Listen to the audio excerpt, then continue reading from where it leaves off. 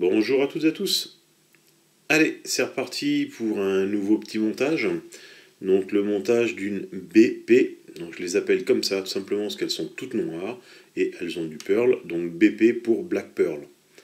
Voilà un petit peu le nom que j'ai donné à cette nymphe. Vous allez voir, elle a des petites compositions bien précises. Et justement, dans le côté précision de cette décomposition, on va voir pourquoi il y a des choses à respecter dans le montage d'une sèche, d'une nymphe et ainsi de suite. On voit de très très beaux montages sur internet de plus en plus. Il y a des jeunes, là, débutants, ou enfin jeunes, pas par l'âge, hein, jeunes dans le montage, qui ont la vue et la conception d'une nymphe et d'une mouche, qui arrivent à très bien à assembler les produits, mais se retrouvent toujours avec un dilemme. Pourquoi elle a du mal à fonctionner quand on est au bord de l'eau? Et là, c'est là où va rentrer ce petit conseil en route que je vous expliquerai au fur et à mesure de cette vidéo. Allez, je vous passe en plan plus large pour vous présenter tout le matériel qu'on a besoin pour monter cette Black Pearl.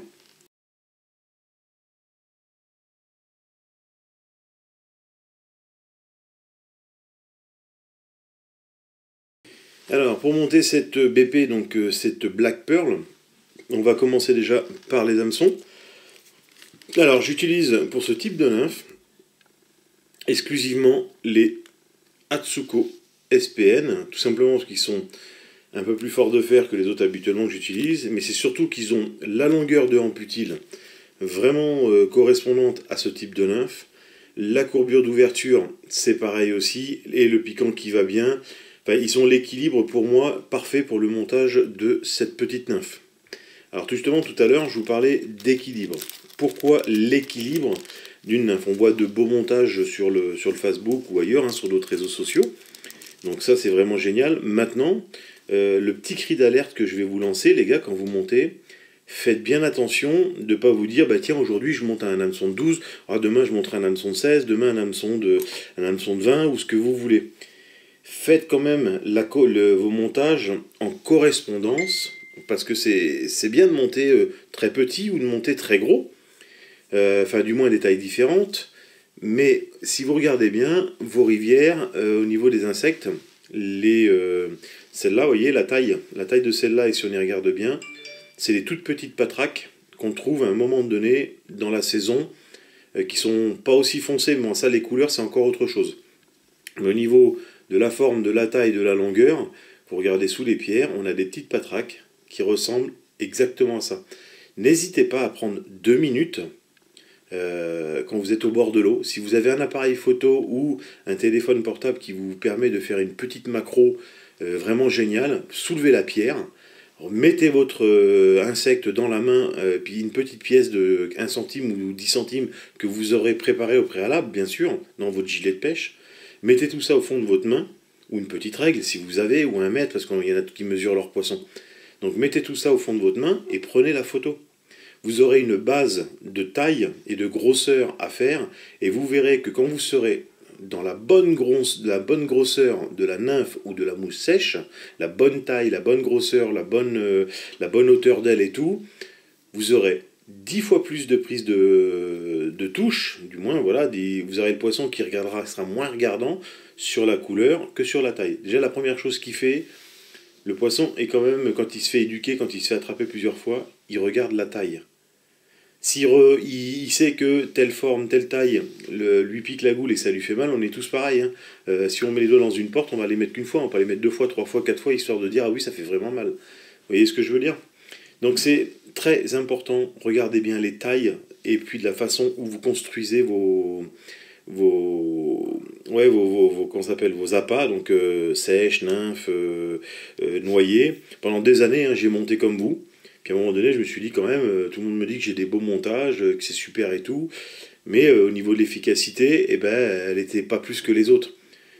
À force de chercher, de regarder, de comprendre le comment du pourquoi, eh ben, j'ai fini par monter vraiment les mouches qui ont la taille de ce qui est réel dans ma rivière, qui ont la taille des lieux que je pratique et des insectes qu'on a au fond de l'eau. Et là, je peux vous dire que n'importe quelle couleur ont fait que j'ai eu de belles prises. Donc voilà, allez, fini les blabla, on y va dessus. Donc on a dit, pour ça, donc les Atsuko, qui ont vraiment, comme je vous ai dit, l'équilibre qui va bien. Là-dessus, je ne vais pas lui mettre une bille fendue, parce que la bille fendue, elle va m'empêcher de rajouter un petit peu de poids, parce qu'il y a le poids aussi. Vous voyez, il y a la descente par rapport aussi à l'équilibre de l'eau. Alors ça, il n'y a pas de formule spéciale, on va dire, pour le poids, dans le sens où c'est suivant les courants que vous avez chez vous. Donc là, on va mettre une petite bille, pareil, bille tungstène, voilà, moi je vais partir de la bille tungstène non fendue, de la normale, en numéro 3, pour cet hameçon de 14. Après, là-dessus, je vais prendre donc un fil de plomb, que voici, en taille 0,5. Alors j'insiste bien sur la taille du plomb, sa taille de 0,5, simplement autrement ça va nous grossir le corps et on appuie sur le corps régulier. Donc la taille 0,5 et aussi pour le nombre de tours qu'on va lui mettre. Donc avec ce plomb, on va lui mettre 3-4 tours, sur même 5 tours, pardon, sur la rampe du corps. Donc quand on a mis le plomb, notre fil de montage, donc VVus 70 deniers black, arrive au bout, on va lui mettre les cercles. Et là, j'ai pris morceau de pinceau, tout simplement, hein, qu'on trouve en grande surface. On récupère, pinceau souple. Vous achetez un pinceau et je peux vous dire que vous avez de quoi faire. Hein. Parce que là, c'est qu'une partie. Hein. C'est les grands pinceaux, les pinceaux hyper larges là, de peintre et qui font, je crois que c'est 12 ou 13 cm de large. Vous voyez, j'ai de quoi faire. Là, c'est qu'un échantillon impeccable. Donc là-dessus, et après, on va commencer notre corps en rib. Alors c'est pareil, notre corps en dérib. Alors le dérib ou le vinyle rib, comme certains l'appellent, attention, il y a plusieurs tailles. Vous voyez ici sur vos bobines, il est bien marqué soit nymphe, soit médium, ou soit small. Alors ces tailles-là correspondent à la largeur et au diamètre de votre... vous voyez, si je mets le jaune et le noir à côté, il y a vraiment complètement une différence. Si on prend du MDG, il est plus petit que le nymphe. Et comment s'appelle le SM, c'est pareil, il va s'apparenter un peu plus au MDG, mais il se trouve entre les deux encore. Il y a encore une taille en dessous. Puis après, bah, bien sûr, dans les vinyles, vous avez bien sûr voilà, des couleurs. Là, ça se voit pas bien, ça fait plutôt un bleu, mais c'est un violet. Dans la caméra, voilà. Qu'est-ce qu'on a d'autre aussi? Donc la pearl, comme j'ai dit, on va arriver au bout. Donc on va lui mettre du pearl, un bout de pearl. Alors, avant, j'utilisais beaucoup le flat medium ou le JMC pearl, simplement parce qu'ils ont la largeur ici là du bandeau qui va très très bien pour mettre dessus et recouvrir. Alors là, aujourd'hui, on va utiliser un pearl rouge.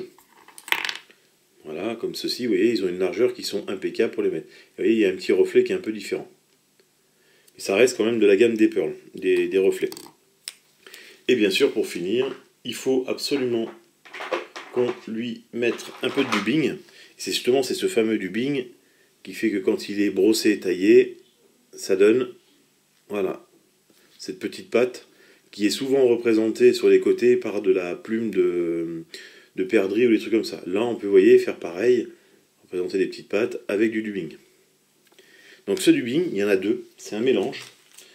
Je prends déjà ce type de dubbing là. Donc c'est le Icewing Fiber Black. Pourquoi? Parce que vous voyez, quand je vais tirer dessus, il a des très très très très grandes fibres. Ce qui va me permettre de, justement, ces grandes fibres, quand je vais les rouler, et quand après je vais les brosser, de pouvoir les mettre, les tirer et les couper pour que ça fasse comme les pattes. Et à ce noir là, je lui ajoute une couleur complètement différente, donc du ice, du fine UV ice dubbing, olive. Je peux lui mettre du cinnamon, je peux lui mettre, celui-là c'est du olive tout court. Vous voyez, ce sera à vous de jouer avec les couleurs que vous avez envie de mettre en thorax. Alors c'est pareil, dans ces couleurs là, ça évolue aussi suivant vos rivières. Ça m'arrive de temps en temps, vous voyez, de mettre du bleu comme ça. Si l'eau est un peu teintée, vous voyez, je vais mettre tout de suite quelque chose qui permet au poisson de attaquer. Mais ce qui est le plus important dans un montage, c'est surtout sa taille. Et voilà, le petit dubbing mélangé à 50-50. C'est parti, on a tout. Allez, on monte. Je rapproche et on monte. Donc quand on est là, on se prend notre petite barre de plomb et on fait 1, 2, 3, 4, 5. 5 tours, pas plus, comme j'ai dit, c'est grand maximum. Pour avoir toujours ce même équilibre.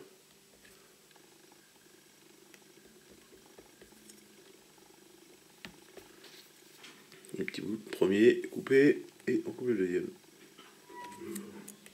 Voilà. Là, on plaque bien jusqu'au bout ici. On va prendre notre fil de montage, on commence derrière. On va monter un petit peu d'épaisseur pour arriver à la taille tout de suite, vous voyez, de faire un petit peu de conique. Petite paire de ciseaux, ça j'avais oublié. Tac, là je vais relever un peu mon hameçon pour être le plus droit possible pour présenter la vidéo. Ici, allez, un petit paquet, un petit peu moins, voilà, une petite dizaine de fibres, même pas. Tire dessus, on garde bien au bout des doigts. Pareil comme d'habitude, on humecte. On tient notre paquet de fibres dessus. Hop, on classe toutes nos fibres bien comme il faut. Et là, c'est parti. On règle la longueur. Et là, on revient jusqu'à la base du plomb. On coupe tout l'excédent. Et là, on va dresser notre corps.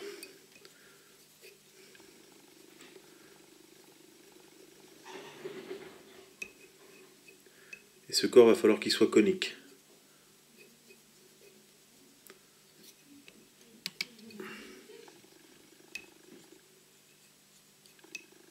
Comme ceci. Là, on revient à la base. Donc, on reprend notre petit déribe. Je vais prendre le briquet, hop, et tout de suite, j'appuie dessus. Vous avez vu, ça fait une spatule. Hyper plat. Et là, on va le couper en biseau. Enfin, en triangle, la pointe.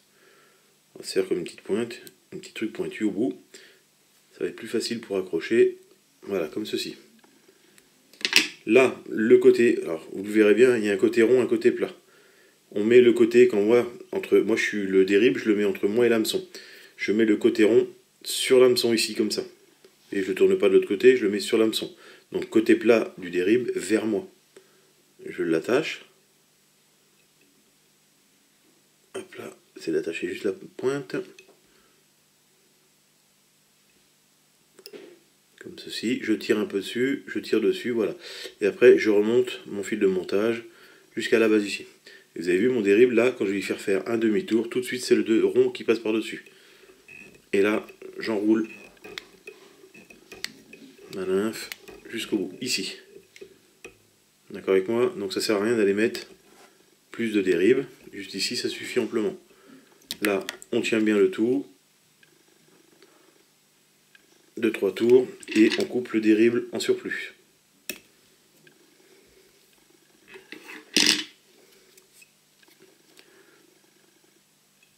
Hop là, on revient derrière la bille, on chope notre petit pearl. Alors là, on va mettre le côté brillant sur la nymphe. Et le côté, vous voyez, il y a un côté qui n'est pas brillant du tout. Celui-là, il n'est pas du tout brillant. Et celui-là, il reflète tout le pearl. Donc là, on met le pearl côté nymphe.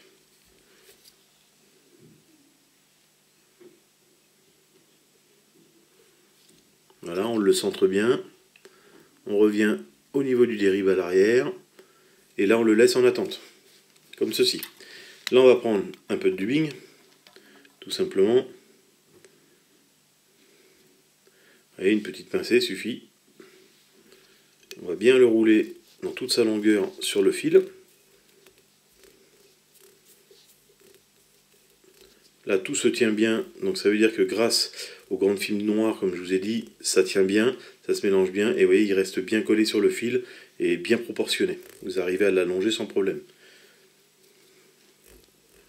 Là, on va commencer à faire un tour, et là, on va tirer dessus, pour bien l'épaissir et en mettre quand même un bon petit paquet, pour pouvoir tirer les pattes après. Et vous voyez là, hop, je tire le reste, je finis ici et je le couche. Là, je prends mon déribe, mon pearl, je le couche dessus, et là, voilà. Alors, ce qu'il faut faire attention, quand vous prenez, vous le mettez et vous repoussez un tout petit peu à l'arrière pour lui donner une petite allonge, comme ceci. Alors, on le recentre bien.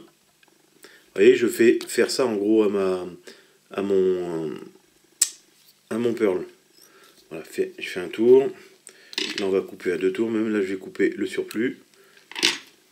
Et là, je vais lui faire un nœud. Vous allez voir, hein, c'est une petite nymphe qui se monte très très vite, très facilement. Et il n'y a pas besoin de 25 000 choses. Là, je coupe l'excédent de fil. Donc notre nymphe serait presque terminée. Avec mes doigts, je rabats bien mes fibres à l'envers. Je vais prendre de la résine. Mon petit laser. Alors c'est de la résine épaisse.